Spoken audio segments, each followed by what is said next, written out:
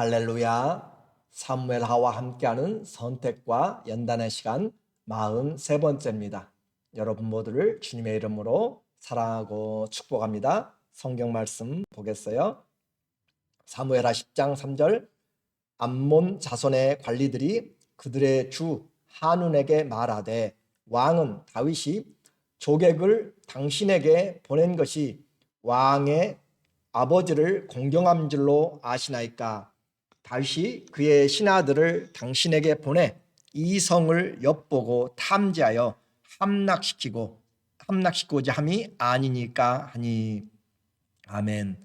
오늘은 오해와 전쟁이라는 주제로 말씀을 같이 나누겠습니다.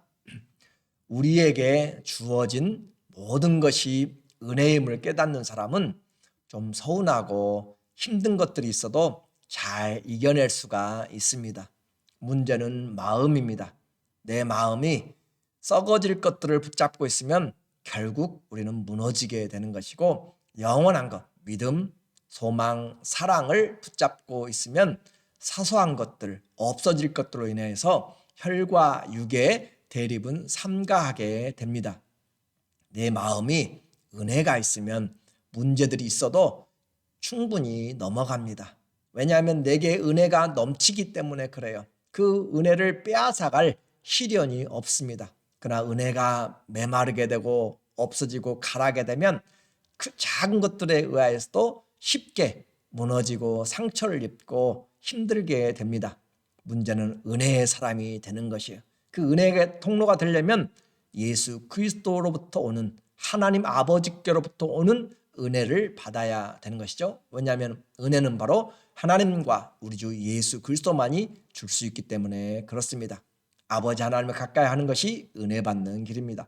다윗은 언약을 기억하고 무비보셋을 돌보면서 왕의 상에서 왕자들과 함께 식탁의 가정을 이루었습니다.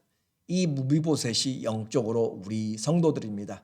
자격 없는 자들에게 왕이 초청하고 왕의 그 기업을 주고, 그리고 또 함께 기업 그 은혜를 받은 자 식탁의 공동체가 되게 해준 것이죠. 다윗은 공과 의를 행하면서 동쪽인 암몬 족속에게 정복지에도 은혜 베풀기를 원했습니다. 사람에게도 은혜를 베풀고 나라에도 은혜를 베풀기를 원하는 것, 다윗이 그만큼 하나님의 은혜의 사람이 되었다라고 하는 것이죠. 2절에 보니까 1절에 그 후에 암몬 자손의 왕이 죽고 그의 아들 한운이 대신하여 왕이 되니 다윗이 이르되 내가 나하스의 아들 한운에게 은총을 베풀되 그의 아버지가 내게 은총을 베푼 것 같이 하리라 하고, 다윗이 그의 신하들을 보내 그의 아버지를 조상하라 하니라. 다윗의 신하들이 암몬 자손의 땅의 이름에 암몬 자손, 다윗이 정복하고 또 그들이 조공을 바치고 했던 것이죠. 그런데 그 왕이 죽었습니다. 그래서 다윗이 은총을 베풀리라. 그 아들 한운에게, 요나단의 아들 무비보셋에게 은총을 베풀었던 것처럼 은총을 베풀리라라고 했던 다윗의 마음입니다. 하나님만 사랑하는 것이 아니라 사람들 향한 사랑하는 마음, 그리스도의 그 그림자로 우리에게 보여주고 있는 것이에요. 우리도 하나님만 사랑하는 것이 아니라 그리스도를 사랑하는 만큼 사람들을 향한 그런 은혜 베푸는 사람이 돼야 되는 것을 말해주고 있어요. 그러나 이 암몬의 세 왕과 신하들은 다윗의 그 조문단을 정치적으로 오해하고 첩자로 오해하게 되었습니다. 3절에 암몬 자손의 관리들이 그들의 주 한운에게 말하되 왕은 다윗이 조객을 당신에게 보낸 것이 왕의 아들을 공경함인 줄로 여기시나이까?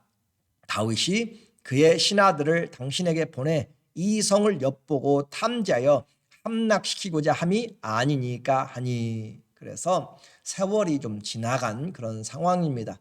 그렇게 해서 이 신하들이 오해를 했어요.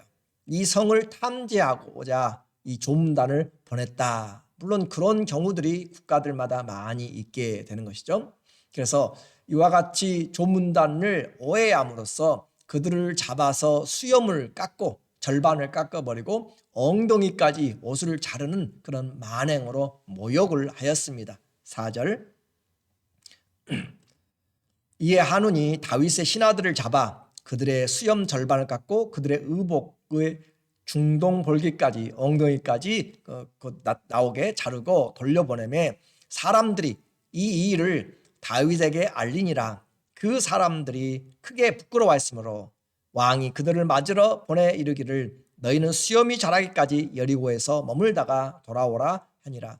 수염을 자르는 것은 그 당시에 커다란 모욕이었습니다. 그리고 옷도 마찬가지예요. 이와 같이 모욕을 주었는데 선을 이를 악으로 갚았어요. 다윗이 그들을 은혜 베풀기를 원했는데 그러나 은혜를 잘못된 오해로 만든 것이죠. 사태가 심각해진 것입니다.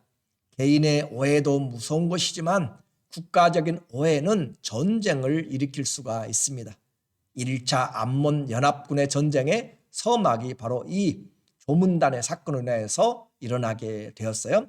6절에 암몬 자손들이 자기들이 다윗에게 미움이 된 줄 알고 암몬 자손들이 사람을 보내 베드로홉 아람 사람과 소바 아람 사람의 보병 2만 명과 마가 왕과 그의 사람 1,000명과 돕 사람 12,000명을 고용한지라. 그래서 사람들을 고용하고 연합군을 형성하여서 전쟁을 일으켰습니다. 그래서 요압을 필두로 하는 이스라엘의 군대가 그들을 향하여서 대진하여 승리를 얻게 되었어요. 12절에 요압이 이스라엘의 군사들 그들에게 말합니다. 너희는 담대하라. 우리가 우리 백성과 우리 하나님의 성읍들을 위하여 담대히 하자. 여호와께서 선히 여기신 대로 행하시기를 원하노라 하고 요압과 그와 함께한 백성이 아람 사람을 대항하여 싸우려고 나아가니 그들이 그 앞에서 도망하고 그렇게 해서 1차 이 암몬 연합군의 전쟁에서 이 요압과 아비새가 승리를 하게 되었습니다. 그리고 여기에 참여했다가 패배를 당한 이 아람 사람들은 포기하지 않고 이제 두 번째 북쪽 연합군들을 다시 재집결해서 침략을 하게 됩니다. 그러므로 다윗이 그들을 쳐서 또다시 전쟁을 하게 돼요. 18절에 아람 사람이 이스라엘 앞에서 도망한지라 다윗이 아람 병거 700대와 마병 4만 명을 죽이고 또 그 군사령관 소박을 치매 거기서 죽으니라. 하닷 에셀에서 속한 왕들이 자기가 이스라엘 앞에서 패함을 보고 이스라엘과 화친하고 섬기니 그러므로 아람 사람들이 두려워하여 다시는 암몬 자손을 돕지 아니하니라. 그렇게 해서 다윗이 전쟁을 승리하게 되는 것을 오늘 우리에게 보여주게 돼요. 그런데 이와 같은 전쟁의 발단은 오해에서 시작됐습니다. 암몬의 오해입니다. 다윗이 은총을 베풀기 위해서 보낸 조문단을 첩자로 인식하고 선을 악으로 갚고 수염의 절반을 자르면서 하지 말아야 될 행동들을 하게 되었습니다. 오해는 이처럼 무섭습니다. 섭섭한 막이라고 하죠. 섭섭함이 들게 되면 한번 이 마음이 우리 안에 들어오게 되면 사단은 집요하게 그것을 오해하게 만들고 또 제2차 생각, 제3번째 생각, 개스를 하게 만듭니다. 그렇게 하게 되면 상대방의 모든 행동도 다 가식적으로 보이고 계획된 것으로 보게 돼요.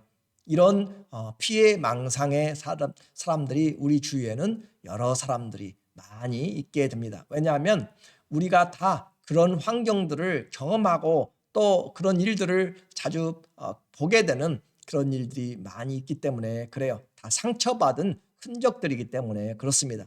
사단은 이런 생각을 틈탄다라고 했습니다. 그러나 우리에게는 그런 오해가 아니라 사랑이라고 하는 것을 주님은 말씀하셨죠. 사랑은 모든 것을 견디고 모든 것을 바라고 모든 것을 믿고 모든 것을 인내한다라고 이야기했어요. 비록 힘들게 하고 손해가 나고 그렇게 하고 자주 속이는 사람이에요. 그럼에도 기본적인 관계의 신뢰를 믿어주고 기대하는 것을 우리는 소망합니다. 사랑은 분당하거나 시기하거나 다투는 것이 아니라 하나 되게 하고 은혜를 나누는 것이 바로 사랑입니다. 성도, 우리가 만나는 사람들 다 좋은 사람들이 아니에요. 거기에는 계산적이고 술수를 쓰는 사람들이 많이 있다고 해도 기본적인 인간관계의 신뢰를 우리는 성도들은 믿어주려고 해야 돼요. 어떤 큰 기적보다도 사랑이 능력이고 믿음입니다. 바보 같아서 당해주는 것이 아니라 하나님의 사랑의 힘을 믿는 것입니다. 주님께서 그 사람을 우리가 주님 앞에 그 사람을 위하여서 기도하고 있기 때문에 주님 저 사람도 변할 수 있고 나에게 원수도 주님 축복하실 것을 바라보면서 그렇게 기도하기 때문에 변할 수 있다는 바람이 있어요. 바람이. 그리고 그것을 바라보고 하나님이 손대실 것을 바라보고 견디고 믿고 소망하는 것이에요. 저 사람도 하나님이 도와주시면 주님이 함께하여서 그의 인생에 간섭하여 주시면 변할 수 있다라고 하는 것입니다. 그것을 우리는 소망하는 것이에요. 그것이 사랑입니다. 그래서 주님께 기도하지 않고 그냥 참고 인내하는 것이 사랑이 아니에요. 우리는 더 큰 것을 바라보면서 하나님께 그들을 그냥 미워하지 않는 수준이 아니라 기도하는 것이에요. 오해하지 않는 수준만이 아니라 오히려 그들이 잘 하나님 앞에서 성장하도록 기도하는 것이에요. 하나님의 마음을 품을 수 있도록 서로가 성장해 나가기를 위해서 기도로 연결이 되는 것입니다. 성도는 이와 같은 일 때문에 우리는 끝까지 오해가 와도 물리쳐내야 돼요. 오해는 큰 것에서 되는 것이 아니라 작고 사소한 것에서 시작되지만 나중에는 큰 전쟁까지 이렇게 치닫게 되는 것을 오늘 우리에게 말하고 있잖아요. 오해와 전쟁입니다. 그래서 작은 불이 온 산을 다 태워요. 우리에게 작은 혀가 온 세상을 다 태우게 됩니다. 우리의 얼마나 이 말이 중요한지 우리에게 말하고 있잖아요. 그래서 우리 마음속에 작은 미움이 시기를 낳게 돼요. 그리고 결국은 살인을 하는 데까지 가게 됩니다. 내가 저 상대방을 미워하게 되면 말이 좋은 말이 안 나가요. 그 사람을 향하여서 나쁜 말 그렇게 나가게 돼요. 마태복음 5장 22절에 예수님이 말씀합니다. 나는 너희에게 이르노니 형제에게 노하는 자마다 화를 내는 자마다 심판을 받게 되고 형제에 대하여 라가 바보란 말이죠. 바보라 하는 자는 공회에 잡혀가게 되고 미련한 놈이라 욕하는 자는 지옥불에 들어가게 되리라. 이것은 예수님이 지금 우리에게 아주 경각성을 주시는 말이에요. 우리는 원수를 향하여서 미워할 자격이 없습니다. 잘 기억하셔야 돼요. 미워요. 미워 죽겠어요. 그래요. 그런 사람들이 많이 있어요. 생각보다 많이 있어요. 교회 안에도 있습니다. 심지어는 가정 안에도 있을 수 있어요. 심지어는 우리 회사뿐만 아니라 여러 내가 만나는 그런 사람들이 있을 수 있어요. 그럼에도 불구하고 우리는 사랑하지 않으면 그 믿음 아무리 하나님을 헌신하고 무엇을 해도 사랑이 없으면 아무것도 아니다는 것을 우리는 기억을 해야 됩니다. 그렇기 때문에 오늘 요한일서 3장 15절 그 형제를 미워하는 자마다 살인하는 자니 마음속에 미워하면 이미 내 안에서는 그 사람은 죽어가고 있는 사람이에요. 살인한 것입니다. 살인한 자마다 영생이 그 속에 거하지 아니하는 것을 너희가 아는 바라. 작은 생각에서 그만큼 달라지는 것이에요. 그래서 우리는 이 생각을 사로잡아서 그리스도에게 복종시켜야 돼요. 오해하는 것 내 자유입니다. 그러나 그 오해는 커다란 미움을 낳게 되고 살인을 낳게 되고 신앙을 떨어뜨리게 만드는 시험으로 가게 만들어요. 마음이 바르지 못하면 바르지 못한 생각의 결과를 낳습니다. 우리 마음을 사로잡아 그리스도께 복종하게 될 때 그리스도의 마음을 품어야 합니다. 주님을 섬길 때 그것이 내가 주님 닮아가는 것이고 주님이 우리 안에서 사시는 것이에요. 신앙생활은 다른 것이 아니라 내 안에 그리스도가 사시는 것이에요. 나는 십자가에서 못 박혀 죽고 내 안에 나를 사랑하사 나를 위하여 자기 몸을 버리신 하나님의 아들을 믿는 믿음으로 사는 것이에요. 내 안에 그리스도가 사신다. 그래서 우리의 모든 다툼과 오해의 모든 근원은 바로 그리스도의 마음을 품지 못한 것에서 시작합니다.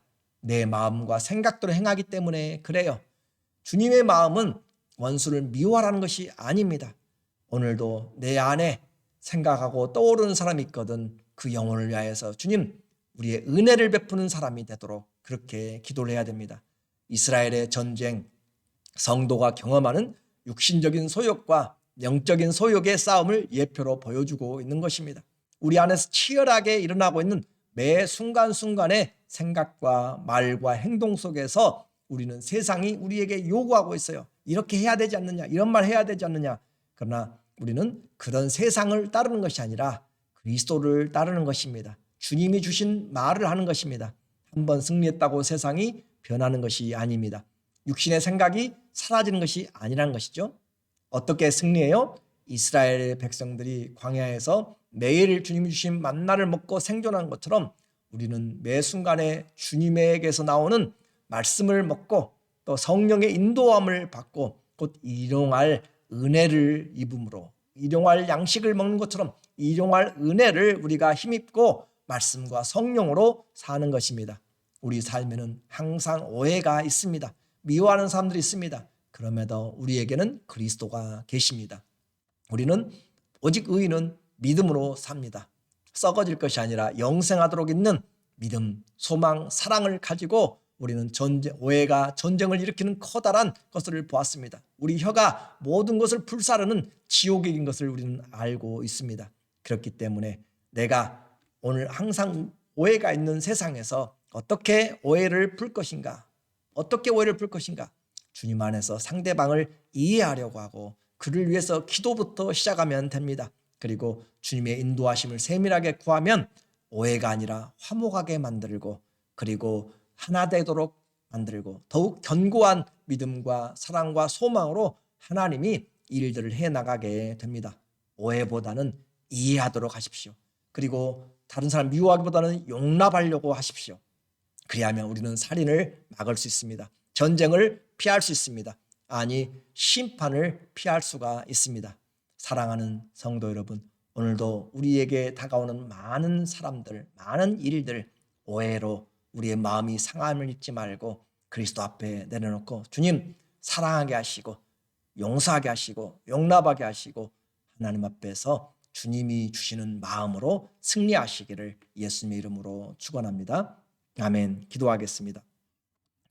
하나님 아버지, 우리 가운데 많은 오해가 있고 오늘도 그 성의를 호의를 잘못 악의로 생각하고 오해함으로 전쟁이 2번씩이나 이렇게 일어났던 것을 보게 됩니다. 우리 인생에서도 시기와 미움은 살인이라고 이야기했습니다. 다시 한번 주님 앞에서 미워하는 자로 세워지는 것이 아니라 사랑하는 자가 되게 하여 주시고 은혜를 베푸는 자 되게 하시고 썩어질 것이 아니라 믿음과 소망과 사랑 항상 함께 있는 영원을 추구하는 하나님의 자녀들 되게 하여 주시옵소서. 그리하여서 형제를 사랑함으로 우리 안에 주님이 사시는 삶을 살아가는 그리스도의 향기와 편지가 되어지는 은혜의 통로자들, 사랑의 통로자들 모두가 되어서 주님의 이름을 존귀히 여기며 살아가는 주의 자녀들 되게 축복하여 주시옵소서. 예수님의 이름으로 감사하며 기도드립니다. 아멘. 우리에게 주어진 시간 정신 차리고 기도하고 서로 뜨겁게 피차 열심으로 사랑하자. 그것이 주님이 우리에게 주신 삶입니다. 다시 한번 서로 용납하고 또 하나됨으로 사랑으로 하나됨으로 그리스도가 우리 안에 사심을 나타내는 귀한 하루 또 우리의 인생이 되기를 주의 이름 부탁하고 사랑하고 감사합니다.